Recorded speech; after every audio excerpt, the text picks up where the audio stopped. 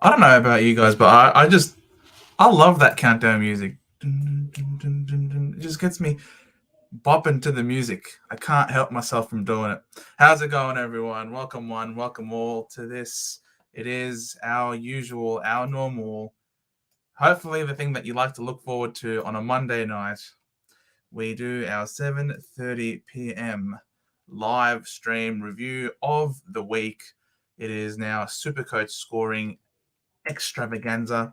We talk about Supercoach. We talk about how the players did. What are some great trades? Answer your questions. And really, to be honest, at this point of the season, it's a bit of sitting back and reflecting and trying to think of better ways we can improve our team. There are in our methodology and approach going into next year.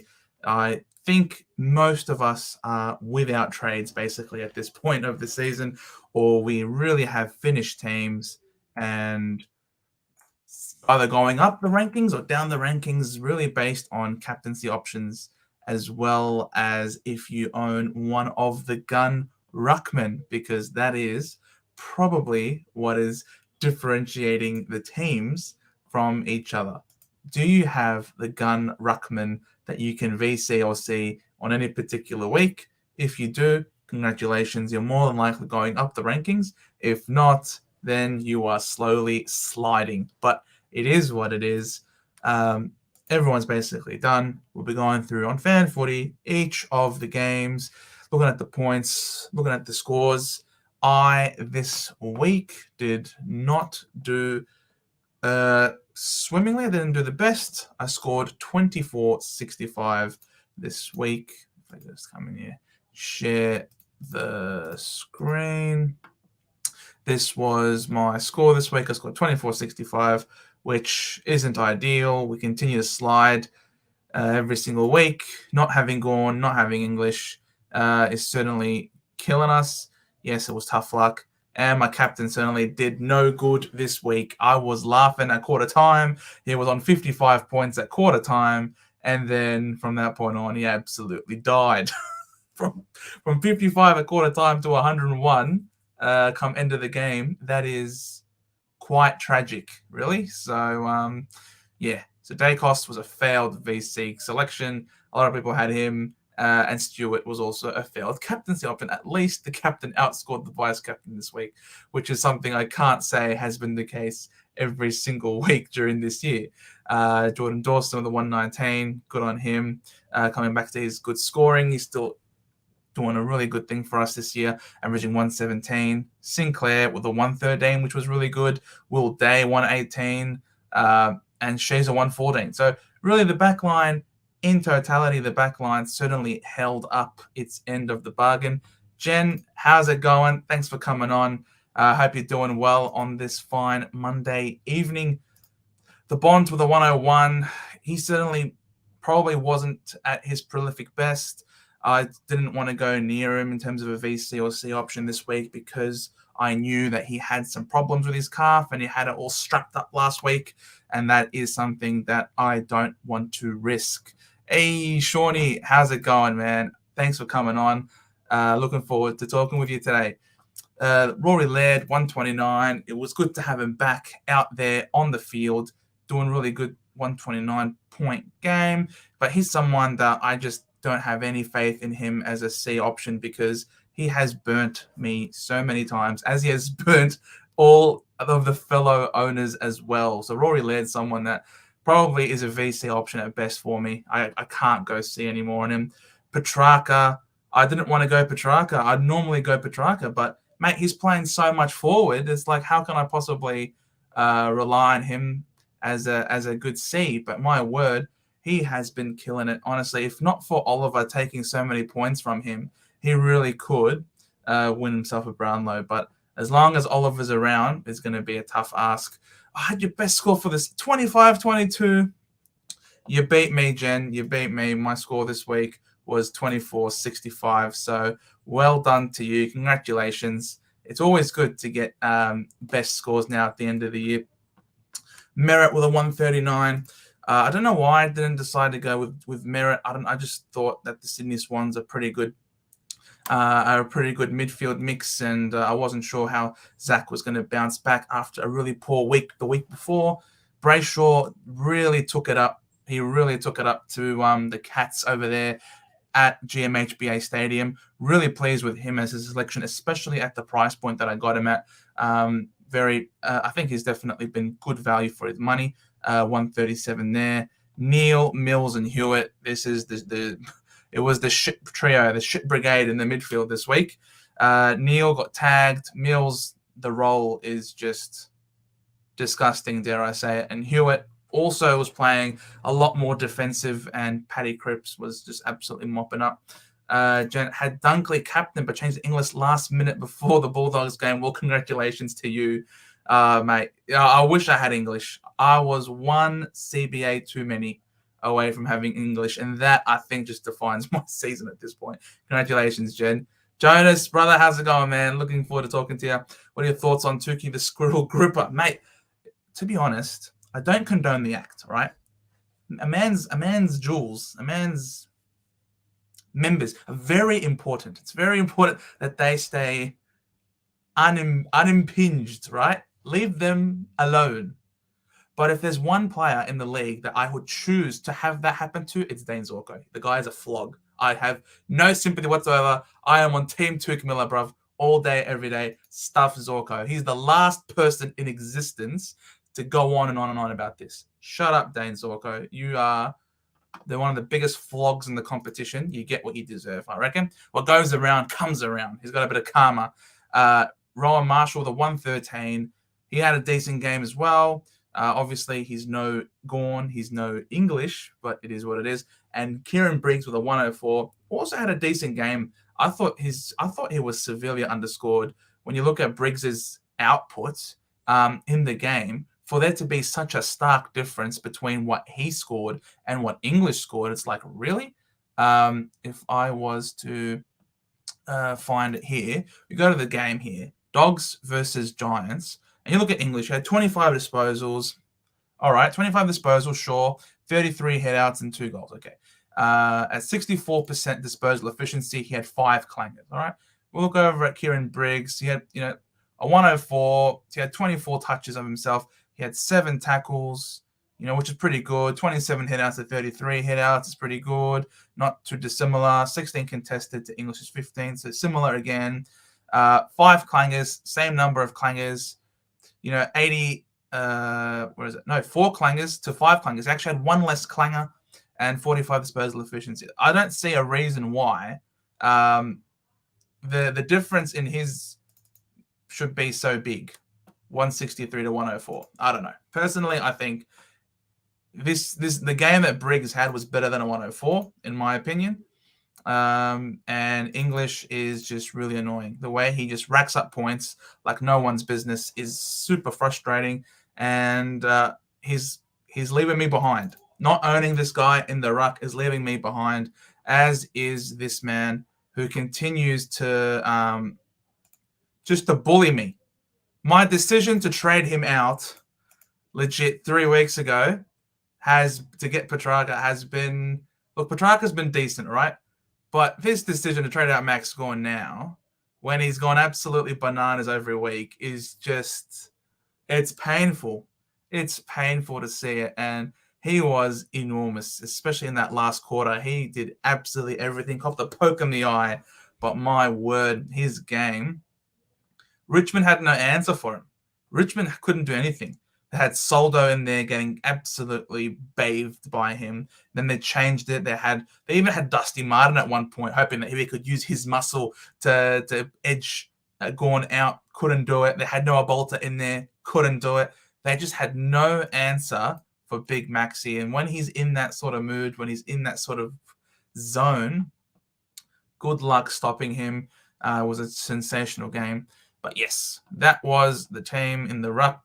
Forward line, Dunks with a 133. Great to see him back out there. We missed him absolutely. Goulden with a 152. I called him in the Thursday live stream. I called him as a really good VCLC option. I wish I listened to my own advice there. Would have been much happier. Rosie with a 104. pretty decent in what was a very disappointing game for Port Adelaide. Cogs, the 122. Good to see him get some more consistent scoring. He was certainly a lot more up and down earlier in the year, but it seems that he's really putting together a nice body of work now. Tim Taranto, 75, and Himmelberg, 72. Well, I can't say Himmelberg underperformed because this seems to be pretty par for him this year. It's been very disappointing. Meanwhile, Tim Taranto, that was definitely a down game by his standards. When we look at the stats sheet for Tim Taranto, you'll see that he got 24 touches, on the 4 tackles and a goal, which was really impressive, but he had 7 clangers to his name and he was going at 54% disposal efficiency, which absolutely tanked his score, unfortunately. So, look, I can forgive him. It was raining at times, which obviously would eat into his disposal efficiency, but he's also a pretty bad kick of the football in dry conditions anyway. And Melbourne's midfield just absolutely beat up on him. So no surprise there. And so that's why my score wasn't the best. I've had 5 real stinker scores from Primoms, and I didn't have the big boys that went bananas. And my captain also let me down. Hence why my lower score. Jono, mate, scored a 2,700. Congratulations. That is unbelievable. And I absolutely would have moved up a decent amount. That is also a really good thing for you. Yeah, as well, you're right, Jen. That decision to move DCAM on was also a bit of a bummer for me. He has gone crazy. So the trades that I've done, the trading out certain players, trading out Gorn, trading out DCAM at those particular times has now come to really bite me in the butt, and something that I'm going to learn from moving into next year. The whole point of me structuring up my team the way it was because having more rucks is better. I was worried about DCAM's back. Turned out it to be okay. And I was worried about Gorn sharing it with Grundy. Could not have foreseen that they were going to drop Grundy the way they did. So that's the way my team performed this week. Hopefully Tom Green can come back really soon. And I can then loop between Mills and Hewitt as my final selection there, having that extra premium in the midfield. But yeah, both of them did not do very well at all. We'll go now through the games individually. We'll start off with the Friday night absolute banger of a game it was for everyone barracking for Carlton. It was a sensational game. Everyone really stood up, spearheaded by, of course, Charlie Curnow, who kicked 6 goals. You can say free kick, Charlie. He had to convert, and convert he did. He did a sensational job. 6 goals straight on Collingwood. It is not an easy thing to do. Paddy Cripps, he had a very good game. It wasn't the prolific Cripps of the past. It was a Cripps that was playing in a system, playing a role. He had 10 tackles to his name. He led from the front, the number 1 tackler in the game. No one had double-digit tackles. He was the only one leading from the front. Good job from him to also rely on fellow teammates running through the middle. Wiedering also did a great job. He was matched up on Myercheck, and Myercheck was basically a non-factor in that game. Sam Doherty, 93 points. I can live with that. Certainly, he was killing it, and it's like, where was this at the start of the year, you bastard, when I had you? But it is what it is. Akers, then you just see I didn't have it. Chera has been playing really well for the Blues. He's been a great acquisition from Freo. He's been one of their best. He was subbed out at halftime, and they spent the second half without him. For them to go on and play the way they did without him in the second half was also a real sign that this team, Carlton, is well and truly on the hunt and looking to make a splash. And then the drop from Doherty to the next player, Saad, is quite a steep drop there. The top players really absolutely starred, and the rest of the team just played their role. Everyone was a role player, and you can see, unfortunately, that freaking Hollands outscored George, which is very sad. George played a very selfless role, and for someone with 10 contested possessions, which is certainly very high compared to a lot of other players. For him to only have scored 58 points is very sad. I can't believe that, which sucks. We come over to the Collingwood Magpie side, and D-Cam, mate, he's gone crazy. He is just pumping up big scores. And as you say, Jen, he could go big this week against Hawthorn. So congratulations to everybody who's got him. They are living and loving life at the moment. Even had a goal to go with his name. Jeremy Howe, mate, he's been rediscovered again as a forward. He spent his days playing as a forward for Melbourne, came to Collingwood to play in defence, and they're like, you know what? We need something different because Big Mason Cox sucks shit, and we need another forward. We need something else because Wiedering has been killing us all game long. And he went forward, and my word, he almost brought them, he almost single-handedly brought them back into the game. 3 last quarter goals. Very impressive there by Jeremy Howe. Josh Dacos was the better Dacos on the night in terms of output and cleanliness.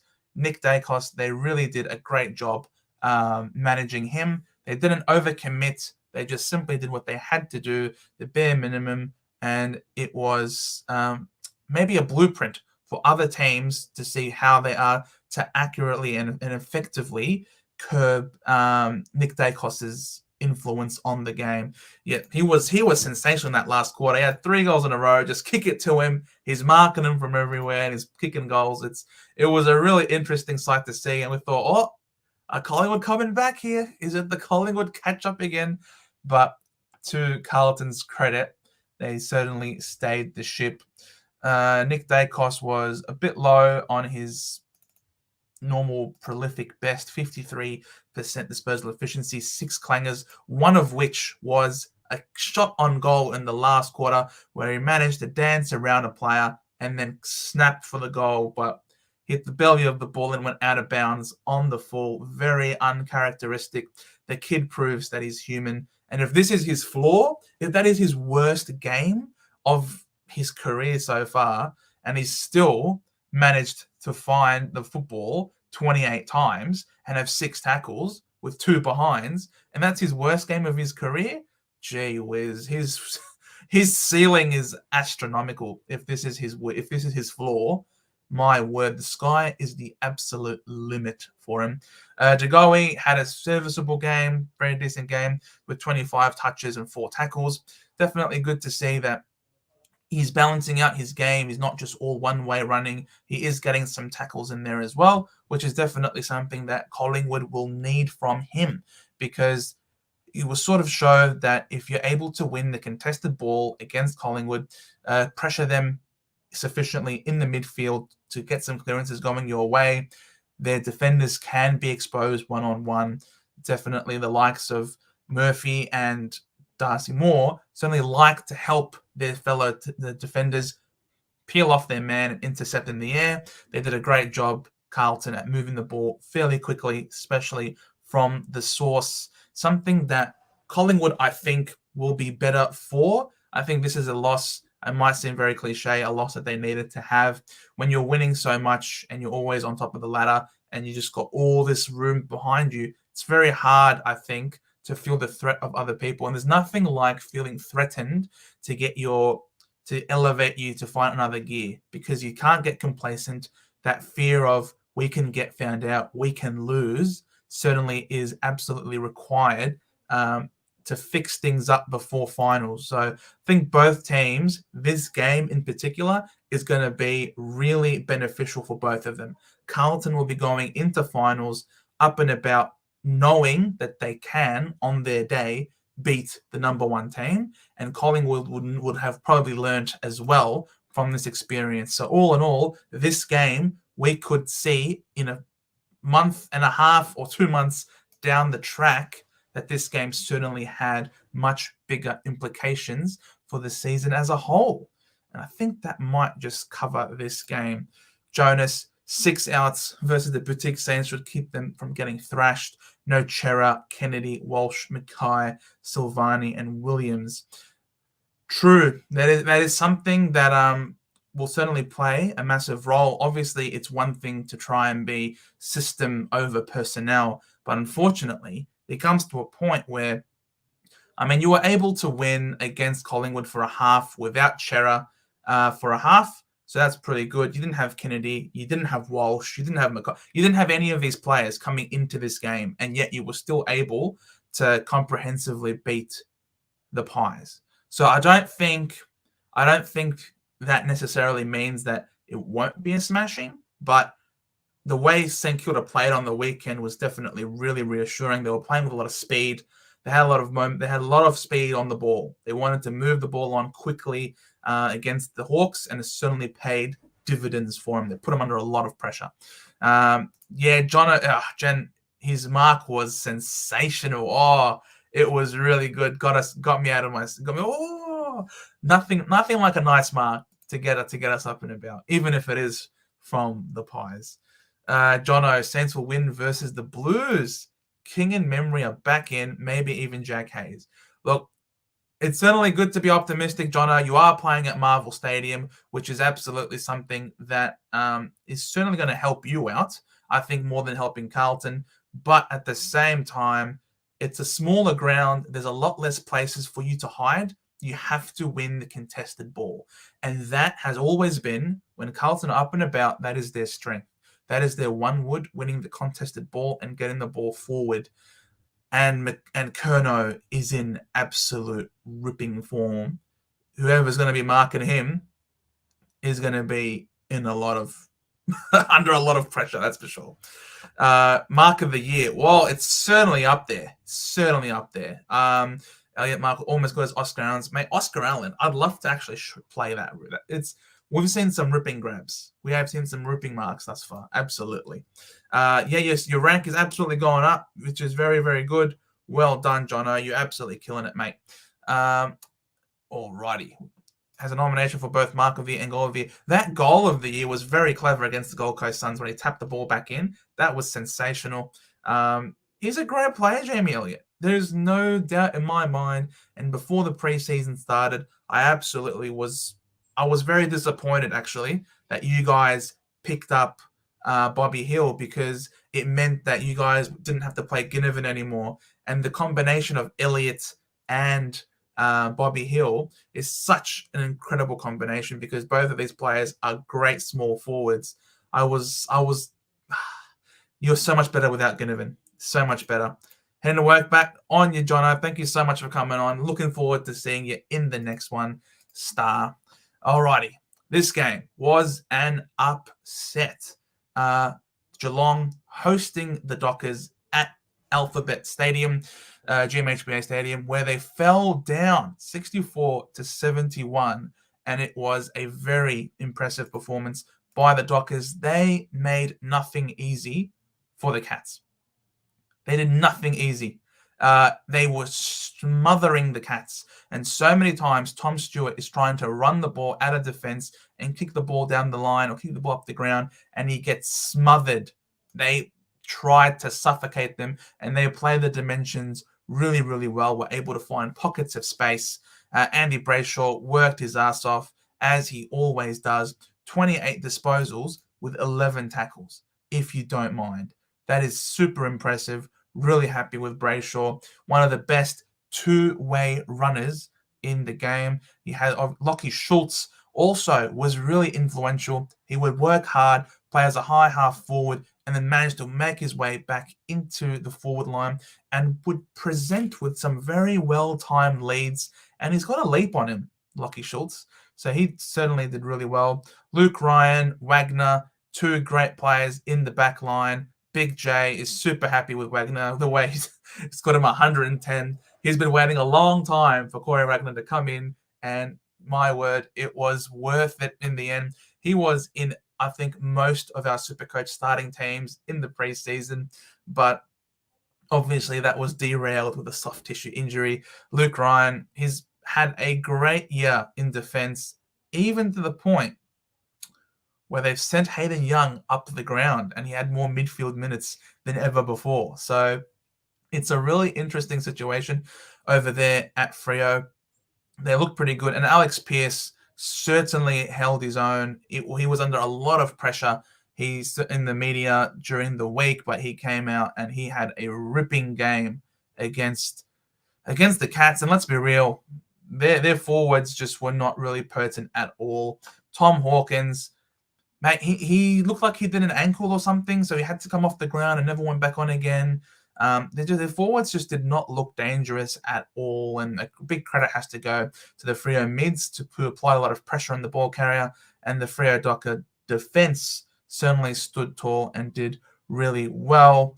Over on the Geelong side, Mitch Duncan, I hate this guy's existence in Geelong's team because it takes away from Tom Stewart's ability to rack up the ball and get a lot of disposals. He had 11 marks, but look at that, 7 clangers. How often do you see Tom Stewart with 7 mother fishing clangers? Unbelievable stuff. And that's what absolutely killed his score. And then you got Tanner Bruhn with a 92. Really? Atkins with a 92, Guthrie 89. Like, when you only got 2 players with over 100, and they're both in your back line, you know you had a bad game. And it was a really bad game. Paddy Dangerfield had the clamps put on him. And at this stage of his career, that's definitely not going to be any help to him. So well done to the Dockers. They came in with a plan. They executed it perfectly. And the Cats were taken down. And they are still in a fight for the 8. Wow. Unreal season that we've got so far. You can call him Darcy Moore goals for Kerner. I like that one, Jonas. That's pretty good. Anthony, how's it going, Mr. Eunice? I hope I smashed this week. No, I didn't smash this week, unfortunately. I got smashed. It was not good. Tom Stewart, captain, certainly let me down. Neil, Mills, and Hewitt. And I ended up on a score of 24-65. It is what it is. We move on. We roll with the punches. No English and no Gorn certainly is not helping my case. And that was this game of the Cats versus the Dockers. We move on to the next game, in which I was very pleased with this one. I got this tip correct. I backed in the Giants, and they stood tall for us. Yes, they did. Lockie Whitfield, he's back to the Whitfield of old with a 137-36 disposal, 9-mark game. Unreal. Lockie Whitfield, I could never go there because his body is so frail. He has so many injury concerns, and his history is really bad. So well done to Lockie Whitfield. Cogs, as I mentioned before, 34 disposals, 9 tackles. He's just got a well-rounded game right now at the moment, does Cogs. He is doing sensationally well, and I'm really glad we got him in my side. Sam Taylor, this guy is the best defender in the game, and you can't convince me otherwise. Love Sam Taylor, love the way he goes about it, and I would love for our club to offer 3 first-round picks to get Sam Taylor into our side. I don't want Mackay, I don't want Taylor. Toby Green, this guy is just pure box office. This guy is honestly such a king. He is so good. Good luck beating him one-on-one. He's so smart, and I just love watching Toby play. I legit, he's one of the main reasons why I watch the Giants, and probably why the Giants are my second favorite team, I'd have to say. I love Toby Green, love the way he goes about it. Yeah, he gets suspended. Yeah, he does all these silly things every now and again. But he's a footy player. I'm not expecting him to be a saint. I'm not expecting him to be a role model. I'm not expecting him to teach me about ethics. I'm watching him for his football talent, and he is chock full of it. 5 goals, if you don't mind. Briggsy, really happy with him. He's been really good for us. I think he was underscored, to be completely honest. Jelly with a 98. It looked like he started off the year on fire, and now is sort of mellowing out this year. So at this point of the season, which is something I don't mind. Harry Himmelberg, 72. This is very annoying. This is not what I was hoping to get out of him. On the regular 21 disposals, certainly isn't setting the world on fire. I might be thinking twice about actually picking him. Obviously, he hasn't re-signed still yet with the Giants, so a lot of eyes still on Harry Himmelberg and wondering what the hell it's going to do.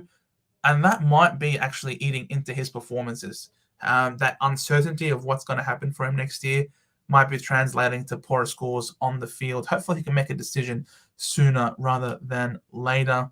And I think that's about everybody there for the Giants. Coming over to the Bulldogs, and this guy is just a cheat code. Freaking Mr. Tim English. we might have to start. I might have to start him next year. I think I just have to bite the bullet. Yeah, it might be very, very expensive, but what this guy does on a regular basis is so annoying. And he gets points so easily as well. He only had 64 disposal efficiency. And yet he's still at 163 with 2 goals. He's too good as Tim English. He's too good. It was wrong of me not to start him this year. Absolutely. Treloar, he's been great since coming back from injury. He's been absolutely killing it. And you can bet your bottom dollar that he's going to get injured again before the end of the year. This is classic Treloar stuff. Bailey Dale, mate, he got a lot of points for that goal in that last quarter, that's for sure. He's also had a really good game. Ed Richards obviously was injured. So when Ed Richards is injured, you know that Bailey Dale is going to go bananas. Libba, far out, this dude. Like, I would have picked him if he wasn't so old. If he wasn't in his 30s like he is, I would have had him in my team for sure. McRae with a 122. He loves to play at Mars. Congratulations to those who own him. He's not doing that every week, that's for sure. Bontempelli was locked down. Still had 27 touches and 17 contested, if you don't mind. Bont is a freak. Bont is the Bont. And you just see, look at that drop-off. Look at that drop-off. It's their guns, their absolute A-graders, and then bang, just drops from 101 to 74. And everyone else here are just role players. Everyone here is just a role player, and there's your stars. Like, this is just the definition of top-heavy. Bailey Smith went back down to 55 points. He was certainly overscored, I think, for his game last week against the Bombers. He certainly was not. His game was not that good. His game was absolutely not that good. And this is more in line with what his form is and what his current ability is. And who knows if he's going to stick around next year at the Bulldogs. 55 points, 16 handballs. Just absolutely got nothing to do with the footy. Yeah, I know, right? It's a yikes, man. Looking. I'm just hoping that I'm looking forward to this season coming to a close. To be honest, the season is finished for me anyway, without any trades, and hopefully I can learn a lot from what happened this year. Jonas, Melbourne beat the Cream Puff Pies 8-18 to 9-8 in round 13. Fritsch kicked 3-3, but no other forwards did anything. If they get that forward line functioning, the Cream Puff Pies won't have a chance. Look, again, though, the reason why that happened was it's all about winning the footy at the source. If you can win the footy at the source against the Pies, it certainly would have. That goes a long way. Goes a long way to beating Collingwood, that's for sure. Minus the Helmet Daniel. Man, the Helmet Daniel is a role player. I don't consider him a star of the competition. Maybe I'm a bit strict, but I don't like to use the word star very frequently in naming everyone a star, because not everyone is a star. And if everyone is a star, then no one is. Like, you can't keep using the words, and it just dilutes their meaning. And I don't consider Caleb Daniel a star. He's certainly a good player, but I wouldn't put him as a star. These guys are stars. Cool. And that is the Bulldogs. They're still fighting for a spot in the 8 as well. It's such an incredible season that we're having. And the Giants, mate, on a run. 7 in a row. There's a big sound, guys. There's a big sound. Let me just take a sip here.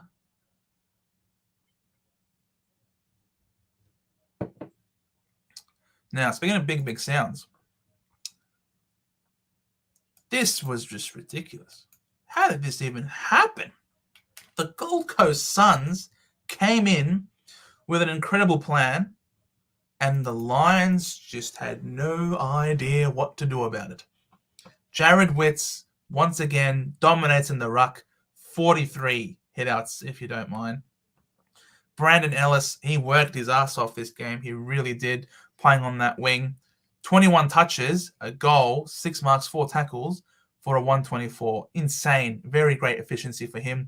Noah Anderson, he had a number of different roles, but most of it was in the midfield, and he did sensational. Again, not the most disposals, 29 for 118. They were just very clean, and they hit the scoreboard. Rao hit the scoreboard as well.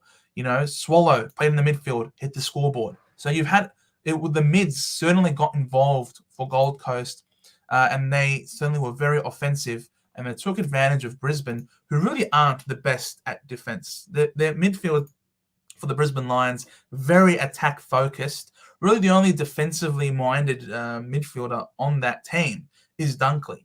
Outside of that, I'd imagine that I don't consider the other midfielders for the Brisbane Lions as particularly great defensively. And you can see you got 10 tackles leading the way, Mr. Josh Dunkley, 30 disposals, 10 tackles, 6 marks, 13 contested, 9 clearances. Absolute superstar of a performance for Dunkley on his return. But my God, Tuke Miller certainly did a number on Lachie Neale. Lachie Neale was matched up on Tuke Miller, and Tuke Miller certainly had his measure in this game. Ben King, look at that, 5 goals, 1. Where was this before, mate? Where was this before, Ben? My word, he's suddenly come alive. 7 kicks, 6 marks, 5 goals, 1. Look at that. That's insane. He did so little, but the little that he did was very potent. Very impressive by Ben King. Matched up on Harris Andrews, who is certainly no easy beat. Well done, Ben King. Flanders, mate, he had 32 touches, 7 marks. Like, he's still gone bananas in terms of the output that he had. It's just that his disposal efficiency was pretty down, 71%, but I still wouldn't consider that an explanation for such a massive disparity between his dream team and Supercoach score. What the hell? 71% disposal efficiency is not that bad. They only had 3 clangers. Why is the disparity so bad? Gee, all right. Sam Flanders' owners got robbed there, in my opinion. Bailey Humphrey with a 74. Where was this the last few weeks, huh? Waited for me to trade you out before you finally started to score good again as cover. And Jack Lukosius is the best kick in the game, and you can't tell me otherwise. Thank you very much.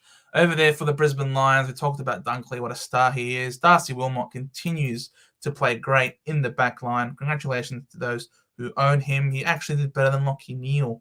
Wow, that's unreal. Connor McKenna still doing Connor McKenna things. Zorko, shut up, bruv. Shut up, bruv. Stop complaining. You gouge people's eyes out, right? Just shut up. Stop complaining. You are the biggest hypocrite in the world. Just shut up. All right? Do the world a favor. No one cares what you have to say. That's all I got to say about that. And yeah, massive shock for the Brisbane Lions. They're going to have to bounce back from this. Again, though, this loss now, Melbourne are breathing down their necks.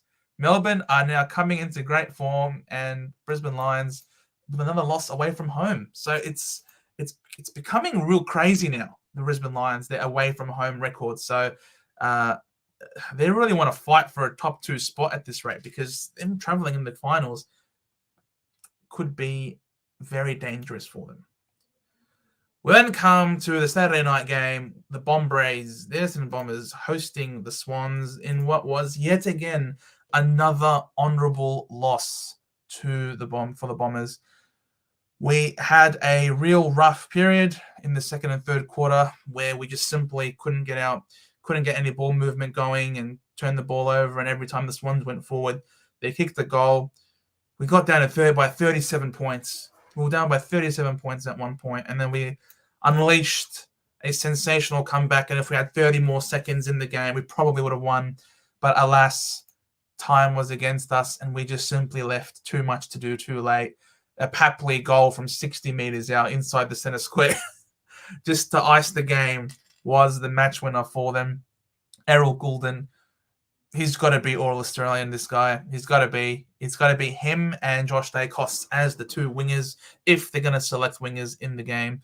Errol Goulden, what a star he is. 37 touches and 10 marks, 4 tackles, and a great goal where he managed to avoid a tackle and burst away from the pack, kicking a goal.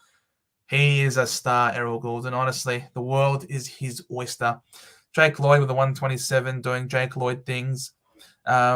Chad Warner, he certainly had some great moments as well in that game, coming back to his best footy after having that injury interruption during the year.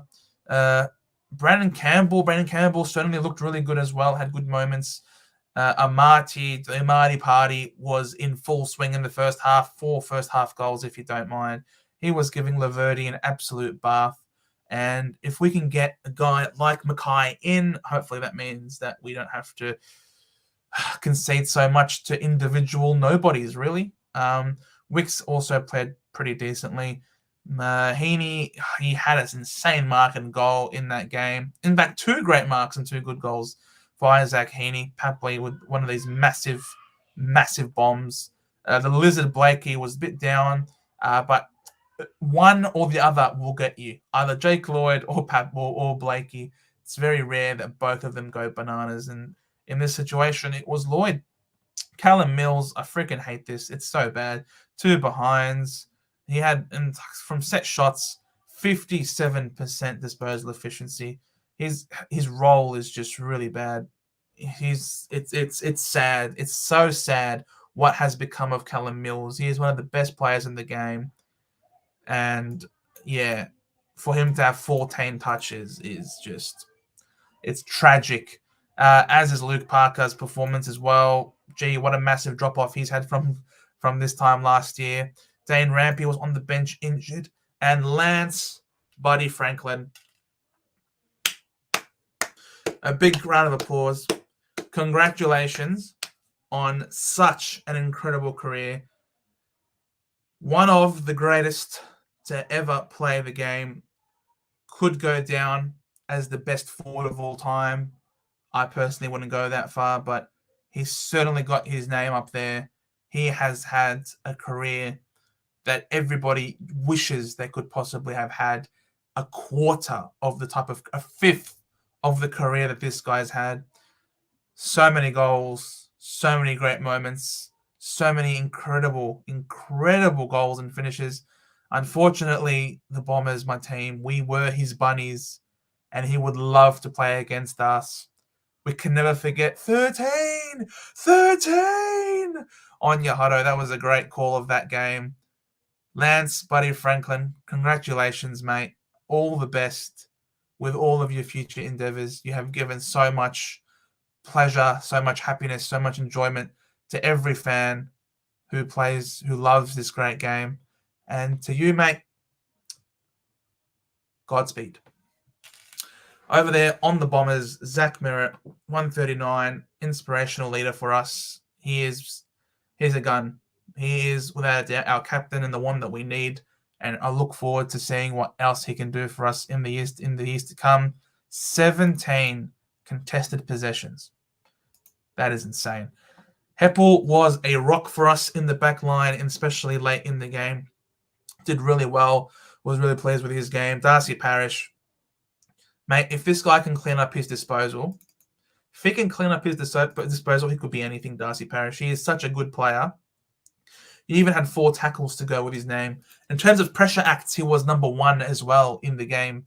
So Darcy Parish, overall, had a very good game. It's just a shame that his disposal lets him down so much. 16 contested and 6 clearances. Like, Darcy Parish, mate, just re-sign, please. Extend with us. Nick Hind, good for us off half-back. Jai Caldwell, 97 points. Mate, congratulations on the 50th game, Jai. Everyone forgets how young you are. You've got so much football still to come, and I look forward to seeing you dominate in the red and black for many years to come. Langers, Kyle Langford, this guy really needs to be in All-Australian contention because he is top 10 for goals and top 10 for goal assists. And there's basically no one else in the competition that is top 10 in both of these statistics. Langers, you're an absolute superstar. We've missed you so much, buddy. Nick Bryan, great game from him. Showed everyone why we rate him so highly as a ruckman. Certainly left a lot of points out there with 2 behinds, but I'm really excited to see the combination him and Draper have together. Draper was on the couch this evening at 6:30 p.m. and he said that he's aiming to come back for the last 2 games of the season. So that means that we've still got at least these next 2 games to come with Nick Bryan hopefully showing his stuff. Ben Hobbs, he's our Joel Selwood. Again, I look forward to seeing him in the years to come. Andy McGrath didn't do the best. He is also not great with disposal, and that's about it. No one else is relevant. Mason Redman, he had that traditional, usual Yay, you sign a big contract extension and then you go to shit. That is exactly what he did. Signed on and went to shit. Hopefully he can bounce back next week for us. Really, really hope we can bounce back against the Eagles, who are, of course, up and about after they won this week against North Melbourne.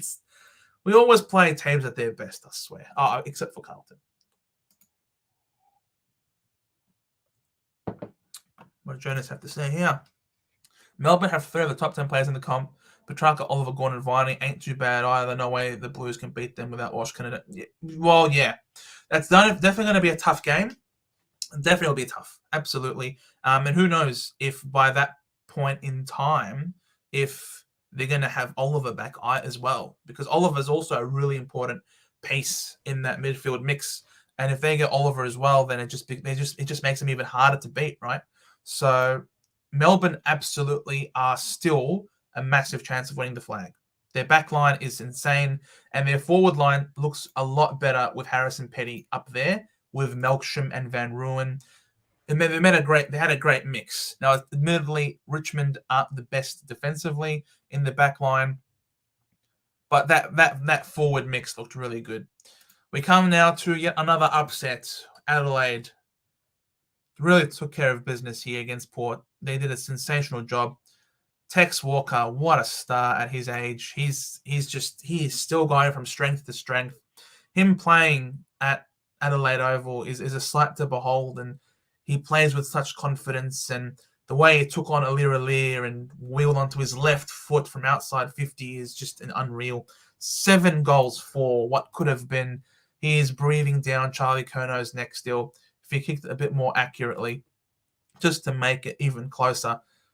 What a star. Matt Crouch reminds everyone that he is still capable of winning the ball back. He is still a ball magnet. 32 disposals, 12 clearances, 15 contested possessions. Insane. I don't know if other teams are taking notice and want to throw a lifeline out to Matt Crouch. He's not young, but for a team that might be looking for an extra cog in their midfield, he looks like he's still got it. Wayne Miller playing off half-back with a 132. Rory Laird, 129. 13 tackles. 13. No, sorry, I'm not gonna do that again. Rory Laird, that was really impressive. Only the 65% disposal efficiency. That's what held him back. Dawson with a 119. 34 disposals, 7 marks, 5 tackles, 3 behinds. He also left a lot of points out there. 50% efficiency. So, look, the guns for the Crows certainly lifted. They performed really well, and Ben Keys is playing that half-forward role. 2 goals with his name for a 77. Really sad for all the people that paid a lot of money trading in Ben Keys. If you got on him early, well done, congratulations. You don't really care. But for the people who paid up to get him in, thinking that his midfield role was going to stay, tough luck is all I can say. That is very unlucky. Over there on the Port Adelaide Power, they scored 9-11 a minute silence. No, I'm just kidding. Zach Butters with a 134. This was the game where he sort of bounced back and did better than Connor Rozee, who's certainly been outperforming him Supercoach-wise for the last few weeks. Good of Butters to come back to form. 15 contested possessions. Very impressive. Dan Houston continues his run. He's got to be in All-Australian contention, Dan Houston. He's been playing sensationally well. He's got to be. He's got to be in All-Australian. If he's not in All-Australian, I've got him in my All-Australian back 6, so he better be in there. And with Kane Corns on the committee, he's got to be in there. Rozee with 104. He's a classy player. 2 behinds. Left some points out there. Charlie Dixon, he is really important for them structurally, and you can see why. He even had some hit-outs, again, as he does some ruck work. Alir, how he got back out there before the 20 minutes is unbelievable. That head clash looked sickening, and they both went down the ground. And that's right. Questions have to be asked of the Port Adelaide team, the way they managed that. Absolutely. Ollie Wines, a goal, 4 clearances, 5 contested possessions. This is not the Ollie Wines that we know that he can be better than that.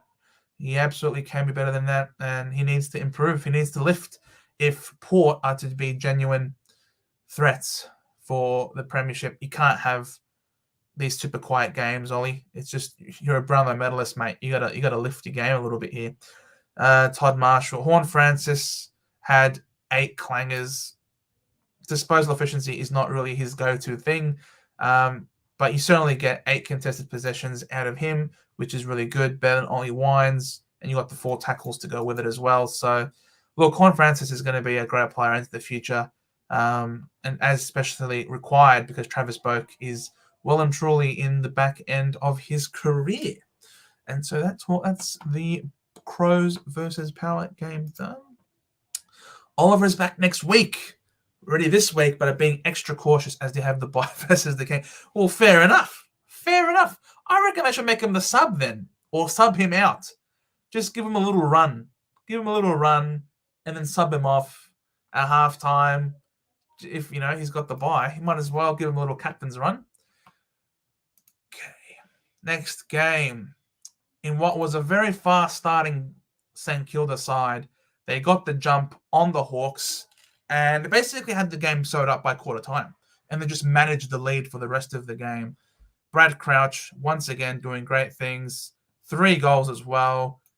He did really well pushing forward from the midfield. They were playing, I mentioned this before, they were very aggressive in this game, St Kilda. A lot of kicks down the corridor, even from kick-ins. They weren't going wide. They were very direct with their football, and they really wanted to challenge the young Hawks team. And they wanted to, I think it was also psychological, trying to get into Sicily and say, look, we're going to beat you guys. We don't care. We've got Sharman playing a defensive role on you. You're not going to intercept crap. We're going to go full-blown bananas. And that's what they did. They went really gung-ho. So Crouch did really well. Rowan Marshall did really well. Sinclair, Butler, Steele had a bit more of a quieter game, but he was certainly more defensively minded. 12 tackles. Well done, Steely boy. That's what we want to see from you, mate.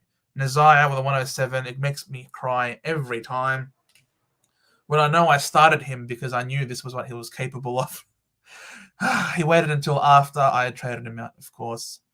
Wilkie, again, very good. But you just see, everybody played their role. So many great scores on the St Kilda side. Even Kama, 72. Well done, Kama. 2 goals on your son. Very happy with you, mate. Windhager with a 65. Look, it's decent cover for those of you who own him. On to the Hawks. Will Day with a 118. Really happy with him. They put a lot of attention into Sicily, had him tagged basically with Sharman, and Will Day mopped up 11 marks for him. Did really well with 4 tackles and 2 goals. It was just a really great performance by Will Day. Very happy I managed to hold on to him. Warple continued to do Warple things. 21 handballs out of 30 disposals. Which certainly helped his disposal efficiency. 19 contested possessions. Probably might have been his best for the year. That was very impressive by Warpedo. Chad Wingard, 2 goals. X Factor, one of their leaders, did well. Lloyd Meek did well in the ruck, 46. He absolutely gave Rowan Marshall an absolute bath in the ruck. Sick Dog was tagged, and yet still scored 102. I would not be disappointed if I was a Sicily owner, that's for sure. Impey, again, one of the senior players. He's not going to be around for much longer. Luke Bruce, 6 goals, 6 marks, 6 goals. He's that accurate. He's a sharpshooter, is Luke Bruce, that's for sure. And then we come down. Anyone else of note? Brandon Ryan looked really good on debut. He took some great marks, was quite good on ground level, and was a great, nice set shot as well. So, well done. The Hawks have unearthed yet another one. He looks really good. I like the look of him. Seamus Mitchell, 17 points. Just Seamus Mitchell. Disappointing.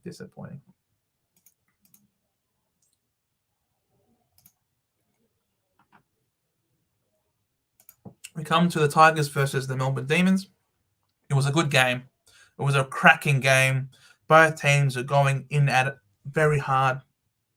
the Tigers got out to a 20-point lead, and the Melbourne would come back and take it out. They get a lead themselves, and then Richmond would come back. It was a great seesawing affair. The rain came, the rain stopped, but it made the game just slippery enough. And I thought maybe Richmond would get over the top because Richmond loved to play at the MCG in the wet. But alas, that last quarter belonged entirely to the Demons. Dominant, absolutely dominant, especially their skipper, Maxi Gawn. Star of the show, without a doubt. They had no answer for him. 22 contested possessions, 11 clearances, 40 hitouts. He just did it all, Big Maxi. Petrarca looked really dangerous again every time he was near the ball. 1 goal, 3, so he certainly left a lot of points out there as well. Harrison Petty, my word, what a start. What a great move that was, sending him forward. He was very good in the air, and he made the most of his opportunities in front of goal. 6 straight in the wet. Unbelievable. He took some good marks as well, some hangers. Gee, that was probably Harrison Petty's best game ever. Viney, just tough nut things for Viney. Was very good at ground level, as was Trent Rivers. Langdon continues to run up and down the wing. Neil Bullen. And that's what Melbourne have got. Melbourne are great runners. They run out the game really, really well, and you could see that they were just all over them in the last quarter. So even Van Ruin looked really good. 4 goals for him and was presenting really well as a forward. And this looked, without a doubt, was their most potent-looking forward line of the year. It really could be the last time we've ever seen Grundy. Honestly, Grundy is going to really struggle to break into this team. The way they played, it was comprehensive. Over here on Richmond's side, Shai Bolton tried his best. Ivan Soldo was given a bath. Dusty Martin was doing some classic Dusty Marty things. He looked really good, especially early on in the game. Did some classic Dusty things, but alas, he couldn't maintain it, and especially in the last quarter, could not stem the tide. It was all Melbourne. The defenders certainly got their hands on it quite a bit because the ball was living in their backline essentially come the end of the game. Hopper looked really good as well, did some good things. His handballs into space were mostly effective, but there were a couple of times though where in the wet, it certainly was tough to hit targets, and Melbourne were breathing down their necks at every opportunity. And you can see Hopper, Prestia, Taranto, Baker, all these guys middle of the road in terms of their scoring. They're much better than this, but such was really the domination, especially in that last quarter. It was one-sided, very one-sided. Trent Conchin missed a really important, crucial shot on goal. 9 touches only for 32 points. Massive well done to Melbourne. This is the game they needed to enter the last month of football on a high and to really believe that they can challenge the best of the best. And we get to the clash of the Titans. This was game of the round. Everyone was looking at this game with immense excitement, especially here on this channel. Shannon Humphreys with some fighting words a few weeks ago, and his Eagles came up clutch for him. He came in, fan cams yesterday, and gave it right up to Big J and to, of course, Causa. Great game by his Eagles. It was close. North certainly blew a lot of opportunities. LDU can certainly hold his head high. 30 touches, 6 marks, 6 tackles, and a goal. He was great, LDU. Unfortunately, he's playing too good now at the end of the year, and he might have a really high average, and he might be priced very expensive. I was hoping that we'd be able to buy him for the cheap next year, but it looks like we won't be able to. Sheasel also looked really good, could well and truly win the Rising Star. He had 91% time on ground in this late stage of the season, which is very impressive. Paul Curtis had a great passage, great period where he got hot, and then went cold again. 53% disposal efficiency. Ben Mackay, mate, he's going to be remembered from this game for that clanger kick in the back pocket. Yeah, hopefully that shaved off $50,000 at least from the contract that we're offering him, but unlikely to have been the case. Goldie continues to do Goldie things, having a good ruck duo with Tristan Cherry, who is looking the goods. 2 goals to go with 33 hitouts for Cherry. Well done, man. That's really impressive.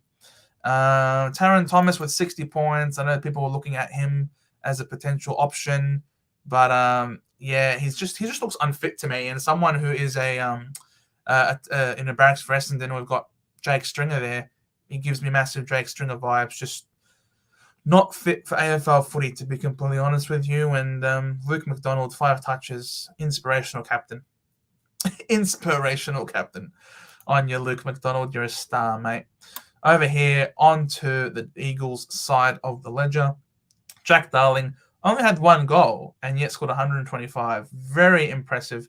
12 contested possessions, 6 tackles, and 18 touches. It was probably one of Jack Darling's best games he's ever played in his career. Certainly up there. Jamie Cripps certainly did his job. Shannon Hearn, he's a reliable man, Shannon Hearn. The only thing that holds him back is his body. Otherwise, he'd be up there a lot of the time. Blowjob, BJ Williams, 24 headouts for 114 points. Never going near him. Tom Sheed had a really good game. Mature head, good leader for them in the midfield. 26 touches. Well done to him. Oscar Allen, mate, this guy has to be their next captain, in my opinion. I think this guy is just he bleeds for this team. He puts his body on the line. He's very selfless. I'd love to give 3 first-round picks to get Oscar Allen into my team. He is someone that you can build a full forward line and culture around. He is great. Love Oscar Allen. Massive respect for him and the game that he had on the weekend. Noah Long is someone that I'm really excited to see develop as well for the Eagles. He's a smoky. I don't think a lot of people talk about him for that team. Elijah Hewitt can be really exciting as well. How did Elliot Yeo go? 49 points. Campbell Chesser, 11 touches for 34. Mate, he more than doubled. Campbell Chesser more than doubled Luke McDonald's disposals. How do you feel, mate? How do you feel, Luke McDonald, to be beaten by Chester Nero, as our good friend Jonas here likes to call him? And that, ladies and gentlemen, was the round that was round 20. It was a very interesting round. Certainly, the battle for the 8 has never been closer. I mean, if I was just to pull up the ladder, you look at the ladder, so many teams. You've got Bulldogs on 40, and then you've got 38, 38, 38, 36, 36. You know, look, 1 game out of the 8 are still the Suns. The Suns are still 1 game outside of the 8. So, geez, it's a ripping season that we've got so far. So, the game is far from over. There is a month of footy to go, and looking forward to it so much. I don't know if anyone's still got any trades left. What's this? Am I going to the Supercoach do on the Crown at the Crown on Friday? Nah, Jonas, I'm not going to be there. Friday nights are fancast nights for me these days, and for Big J as well. We're obviously got our commitments there to the Fancast podcast, which has been going great so far. We've gotten over 100 subscribers on YouTube now. So, and, you know, we're just getting better at it all the time. And our producer and everything is getting so much better, getting a lot more efficient and quicker with our uploads, putting up into small little parts as well. It's been going really well on TikTok. It's just, yeah. So at this point in time, Jonas, no, I won't be going there. I'm definitely at this point now putting more effort into making sure that the Sportscast podcast goes as great as it can. Yeah, maybe Swizz or the boys over there at Supercoach Insider can let us know how that goes. All right, let's have a look at the games to come. So let's go to DFS Australia. Because, Jen, what are some VC and C options? Let's talk about them, Jen. We'll go to, for those who were not here last time, this is a great way. Vin showed us on the stream a great way for you to find out what are some great matchups for you and for captaincy options. You go, of course, to Morty's amazing DFS Australia website, and you scroll down to defense versus position. Now, I like to look at the last 5 games as opposed to the last 10 games because the last 5 games are much more pertinent and reflective of form. So we look at the teams that are in the green, and the green means that the players do really well. If it's a strong orange, it means that the players don't do well against this teams that in that position. So when we look at this, we're seeing plus 100% here. Defensive winger against North. Who's a defensive winger against North? Essendon is playing against North Melbourne this week. So if you've got Nick Martin, he could be on. You could be on to a winner if you've got a guy like Nick Martin. Port Adelaide, 100%. They suck against Ruckman. Who do Port play this week? Let's go to matches. Let's go to the fixture. This week, Port Adelaide are playing against the Cats. All right, no one's got a Geelong Ruckman, so that's not going to be of any use for us this week. Essendon suck against general defenders, so Sheasel could be a good option this week. Yeah, it looks like we're going to consider a lot of points to Sheasel. Adelaide aren't great against wingers. Who do Adelaide play against? The Suns. We don't have any Suns wingers. Let's see. Carlton are not great against defenders. Carlton are playing against Port. So, no, Carlton playing against St Kilda. So, Sinclair could be a good option as well. Sinclair is also one who could do really well this week. What's this? Western Bulldogs aren't great against defenders in general. Who do the Dogs play against? Richmond. So if anyone has Rioli, then Rioli could be really good, but I'm not sure how many people have him. Hey, it's gone Sports Nut. Not Supercoach related, but do you think Hawks improve next year and finish kind of 11 to 13, or do you see them having another bottom 4 year? I think it depends when you guys pick up in the preseason. I think in the off season, I think you guys have shown a lot that even with a young team, you're still capable of executing great game plans. You've looked at your absolute best when you're able to catch teams on the counter attack. No team is really going to be preparing themselves against you guys. I'd imagine that there should be improvement for you guys. I think you guys are not going to be because if you look at the team, if you look at the ladder, if you are to be out of the top 4, it means someone else has to go into the bottom 4, right? So look at the ladder again. If you're gonna climb, someone has to fall. Now, which team do we see ahead of you likely to fall underneath you? I don't think Freo drop more. I think the Suns are going to get Damien Hardwick, and I don't think they'll drop under him. I don't think we're going to drop. I think this year has been a good development year for us, and we're going to hopefully add a guy like Mackay into our back lines, which should see us improve defensively. So I don't see us dropping. Someone has to drop for you to go up. So, and we were talking to Pommy last night. It's going to be really hard selecting the bottom 4 because it might just be that the bottom 4 historically has always been these are the shit teams.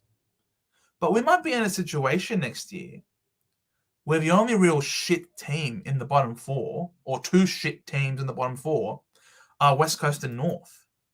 And it just so happens to be that whoever's in 16 and 15 just happen to be the least of the good sides and are on their way up. That's what it looks like to me. It looks like there's the narrative behind bottom 4 is not going to be, oh, these are the shit teams. It seems this year, next year to come, there's only going to be 2 shit teams, and it's the bottom 2. And then everyone else on any particular day can get their win. So I wouldn't be too worried if you guys finish bottom 4 or not bottom 4, because now is not your time. You're not contending now. getting more talent now is actually pretty good, especially before the Tasmanian team comes around in a few years, and they're going to suck up all of the draft picks. So if there's ever a time to finish bottom 4 and get some more young talent into the team, this is the time to do it, Sportsnut. So I wouldn't even be worrying. I'd just be super enthusiastic and excited about what your team has done, how quickly your rebuild has been going, how well your development into these young kids has been so far. And if you finish bottom 4 again next year, then so be it. Cash in, get some more experience into these youngsters, get another high talented pick. Because very soon, if you're trying to rebuild around the time Tasmania comes around, you're cooked. You're screwed. So I wouldn't be worried at all. Only time will tell, Sportsnut. I have a lot of respect for Sam Mitchell. He probably will get you guys a bit higher up, but like I said, it's going to be tough. Maybe the Suns, I don't know, but the Suns list is pretty good. No, I can't see anyone dramatically falling next year. Only time will tell. Only time will tell. But you won't be shit just because you're bottom 4. That's my opinion. You can let me know if you think that's maybe not quite on the mark. But I genuinely believe that next year there will only be 2 shit teams, and it's these 2. And just because you're 16th or 15th doesn't mean you're shit. It just means that you were not quite as good as these guys. Because look at that. The 4th last team is 2 games out of the 8. You know what I mean? Like, you can't be shit. You can't be shit if you're 2 games out of the 8 and you're bottom 4. That's how close this season is. We are probably in an era where the competition has never been this even. This is the AFL's greatest dream. Really, it is. And if you only have 2 shit teams to show for it, look, I don't think the game's in disrepute at all, just because North are crap. Well, so are West Coast. But look at how even the season is. So, I don't know. I think the game is in great shape. I don't think North Melbourne need priority picks, to be honest, or any more assistance. Just get your shit in order. Just you put your team in this into this mess. Get yourself out of it. You got Clarko. He'll help do it. I don't think you need the AFL's holding hand to do it. Jen, could DCAM be an option? Well, Collingwood. Who did Collingwood play again? Collingwood play against the Hawks. How good are the Hawks at negating rucks? Hawthorn, Ruckman. There's not much. They seem to be around par for Ruckman. They don't seem to do any better or worse on average when they play against the Hawks. So you could go DCAM. He is in hot form. If he maintains this sort of average, and he stays at par, then that's really good. Or Dacos. So there is the Finn McGuinness tag to come. Question mark. Question mark over that one. Will the West Coast Eagles struggle against forwards? Who do the West Coast Eagles play? Oh, they play us. Well, no one's got any Essendon forwards in their team. The Dogs struggle against forwards. And the Dogs are playing against Richmond. No one's got any Richmond forwards.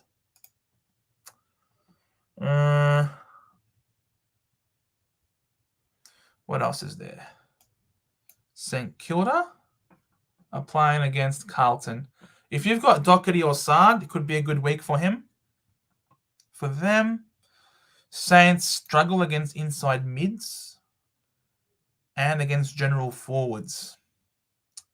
Don't think anyone's got any of those. Richmond struggle against key forwards. And Richmond is playing against the Dogs. No one's got any dog key forwards. North, that's Nick Martin. No one's got an Essendon Ruckman. Could be a good game. Could be a good game for Zach Merritt.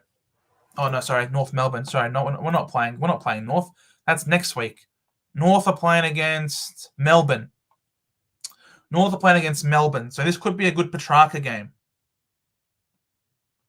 Could be a good Petrarca game if you own Petrarca.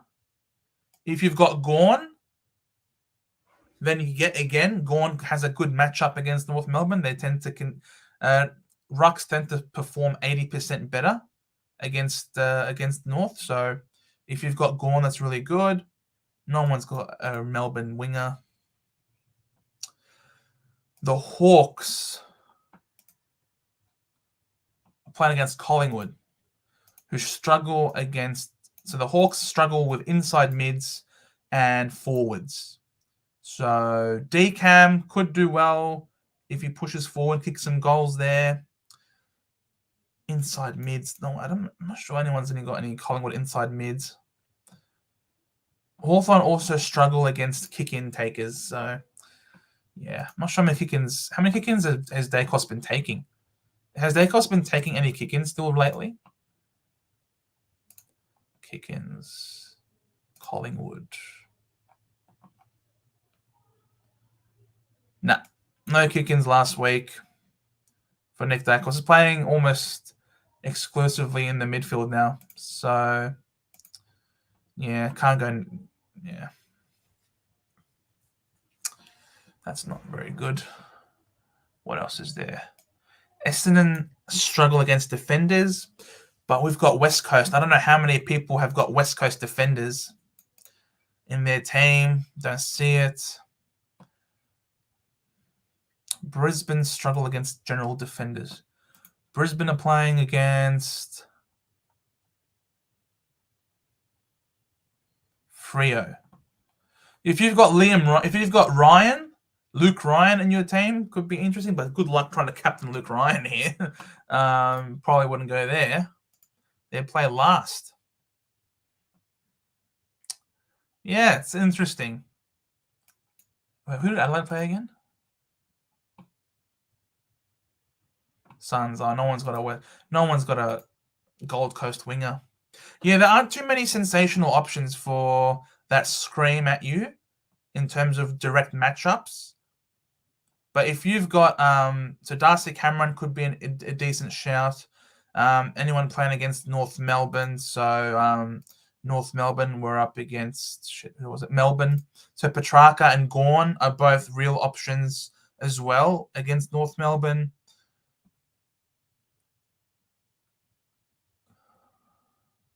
Sinclair could be good.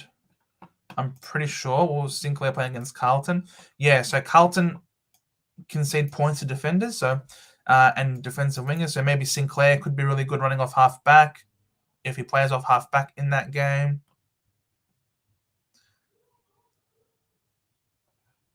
Who does Bond play against this week?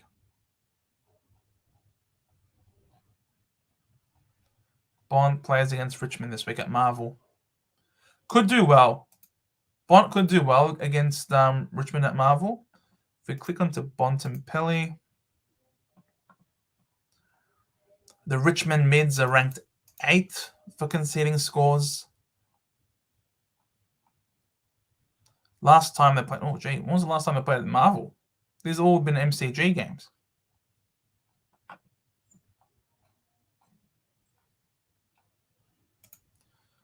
Career stats.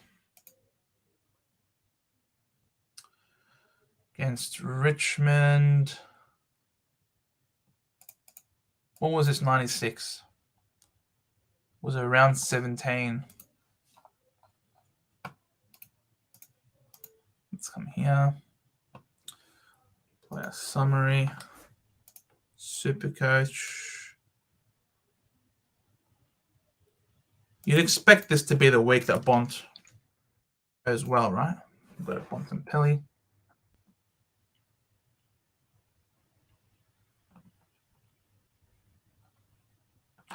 And so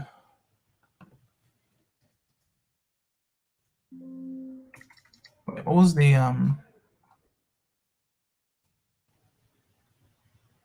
is it RCH? RIC against Richmond.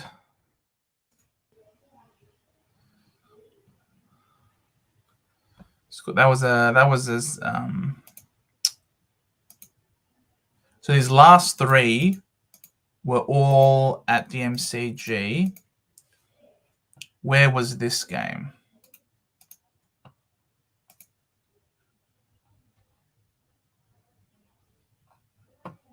go. That's not what I want.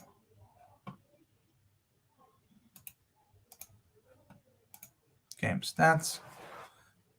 Marvel Stadium. He scored a 96 last time against Richmond. The last time he played at Marvel Stadium, he scored a 96. So probably, yeah. But that was a while ago.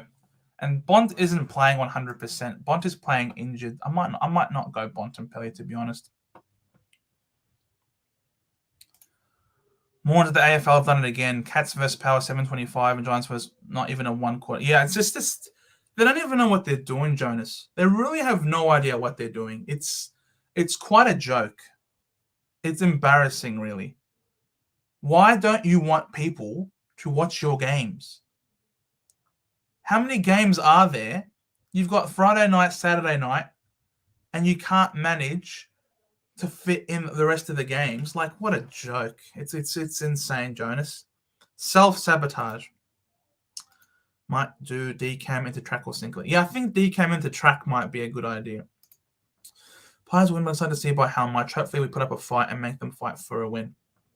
I think that's one thing that you guys have been really good at showing. Fight.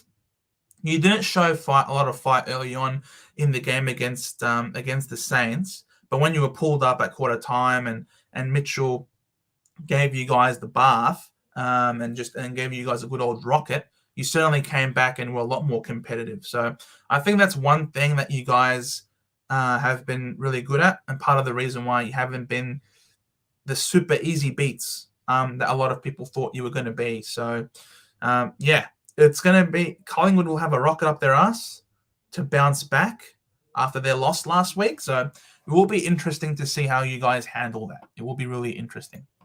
Or Bont in the decam, track or Sinclair. Yeah, I wouldn't go Bont. Yeah, I prefer English. I prefer English over Bont. English is on fire, and Bont is playing injured. He just doesn't look right. Is Zeret a good VC? Yeah, for sure. Zeret's a great VC at home against the Eagles. You can lock that in. Yep, I agree with you, Jonas. Yeah, it's a locked in for me as well. So that's what I'll be doing. I'll be VCing Merritt at home against the Eagles. Now, how do the Suns fare against Jordan Dawson, for example? How would they fare against Jordan Dawson? So they're ranked 15th for scores conceded against midfielders. So that's pretty good. 106, 140, 74. Oh, these were all played at HBS though. So he has never played. Dawson has never played at Adelaide Oval against the Suns. That would be interesting. Who else? What else is there? Oh, it's obviously Rory Laird. How does Rory Laird do against the Suns? 95 points at Adelaide Oval. Yeah, that's rough. Wouldn't go there then.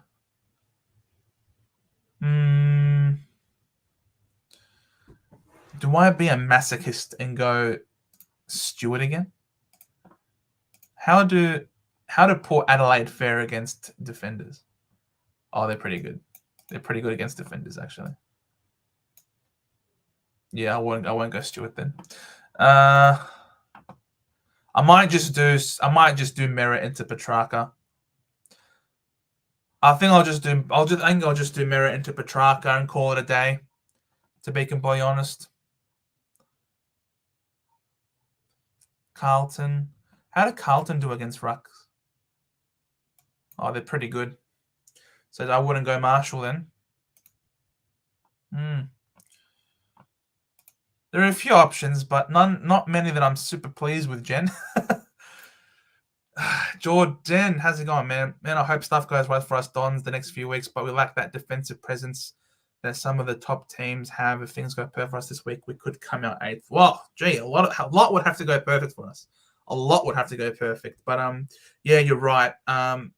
Losing Ridley for the year certainly is a big hole for us, and I'd love to have seen Baldwin play. I don't want to see Cox play. I think I want Cox playing in the VFL.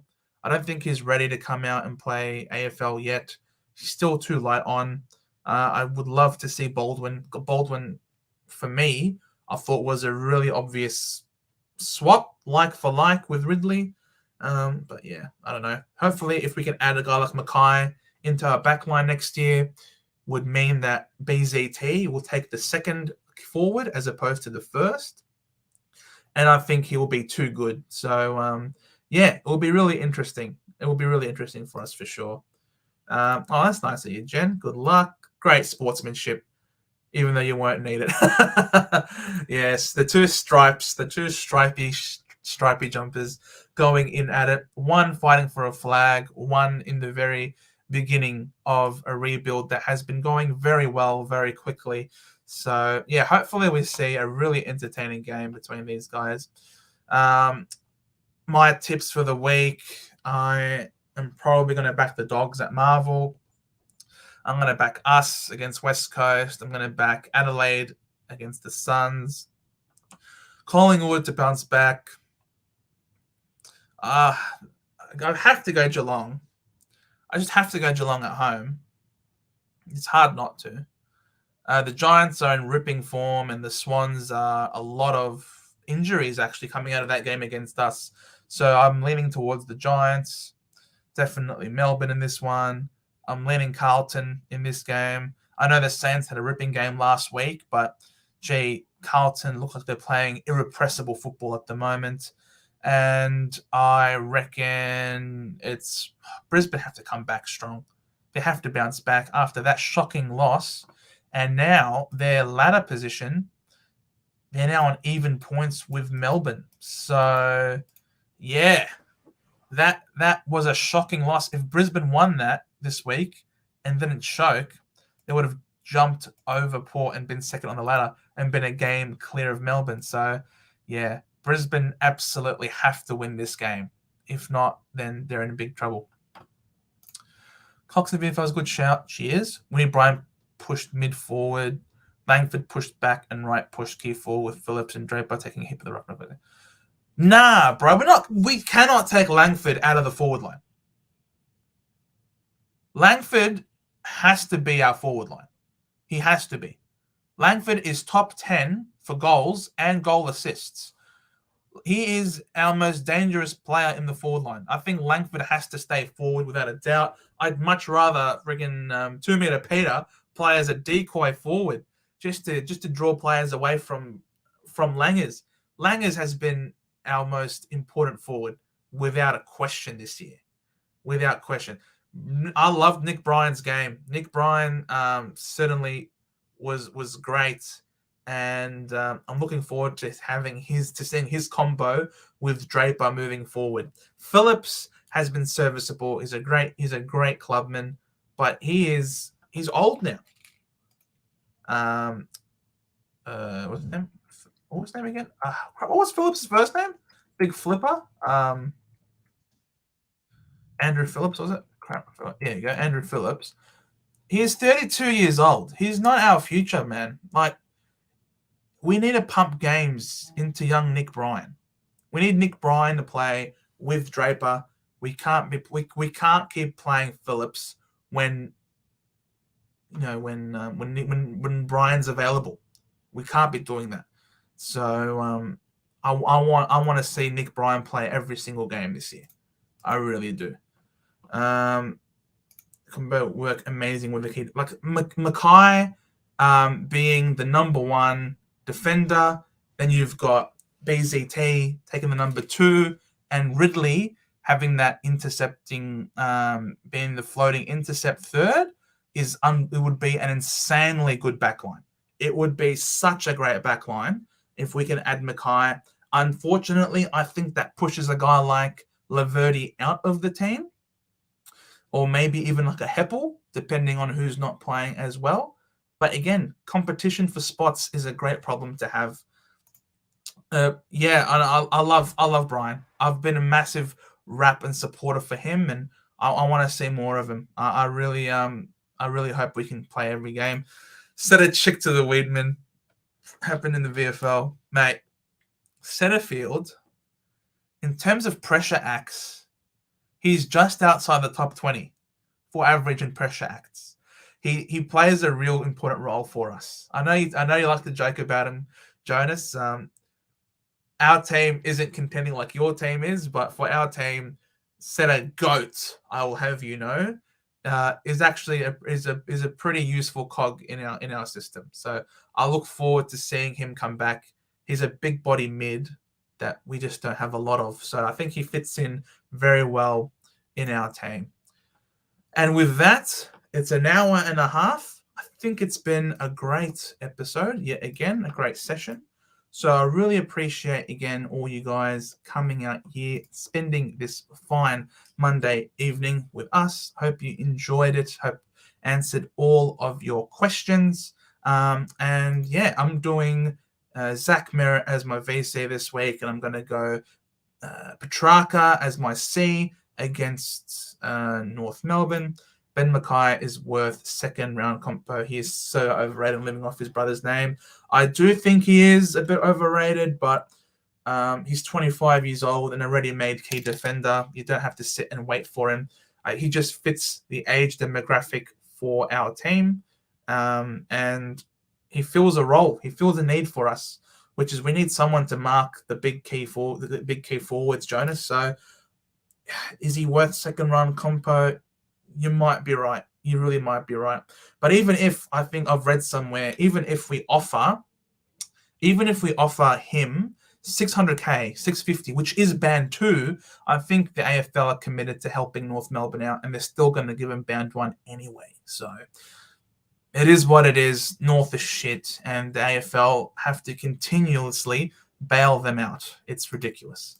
Thanks for coming on. Thanks, Jen. Thanks for coming on. Jonas, you too, mate. Really appreciate the talk. Best of luck. Enjoy the rest of your week, guys. We'll see you on Thursday night, of course, for our usual Thursday night team sheet reaction. Watching this and the soccer has been very entertaining. Oh, thanks, Jen. Thank you very much. Glad to hear that. Let's see. Is there anybody on right now who is live apart from us in the Supercoach community, or is it only us? Is there no one to raid? Doesn't look like there's anybody else to raid. Oh, well, it is what it is. Thank you guys so much for watching. Hope you enjoy your... Soccer is boring. I agree, brother. Soccer is boring. How can you sit there for 90 minutes hoping for a goal to be kicked? Unbelievable. It's too slow for my liking. Thank you guys once again for watching. Please leave a like on our... Yeah, thanks for looking, Sports Nut. I was hoping maybe we could raid someone and give someone a bump in viewership, but alas, or maybe it's smart. Not many people are waiting up at 9 o'clock in the evening talking about footy and Supercoach. But really appreciate you guys coming and watching. And Jules, you managed to come in right on time. Come on, the Matildas. Oh, are we up 2-0? Australia's 2-0. Oh, excellent. All right, I'm gonna turn this off and go and watch the soccer. Thank you all so much for watching. Car Matildas. Leave a like, guys. Helps us out with the algorithm. See you on Thursday. Night all.